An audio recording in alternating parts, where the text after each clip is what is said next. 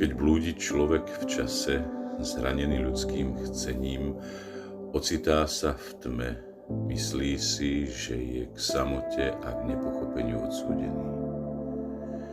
Nezastaví, poriadne sa nerozhliadne, pretože ľutovaním seba ako barlami samého len podopiera, vháňaný do slepoty, nehľadí v tej chvíli vôkol, opojený plačom bez úsudku triezvosti viní toho druhého za svoje prežité, vnímané jeho zranenými zmyslami smutné prečiny.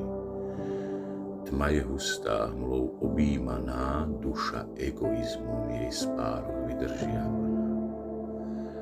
Sloboda sa dostaví, keď človek okovy samolútosti odhodí, dívať sa na blížneho a seba, očami bez podmienok, srdcom lásky pohľadí, k slobode pustí a samého dýchať nechá, aj keď mu srdce bolesťou zliká.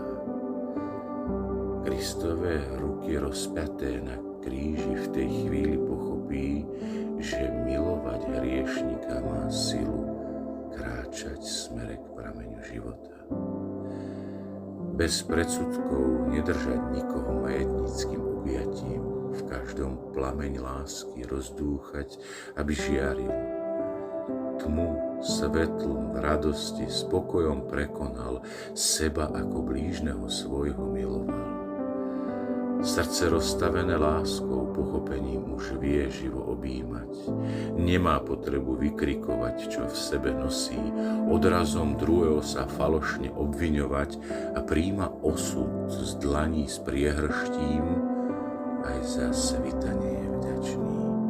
Má úsmev na tvári, pokojnú myseľ, keď za všetko, čo sa deje, môže samého seba obetovať s láskou a pre lásku na pomyselnom životnom oltári.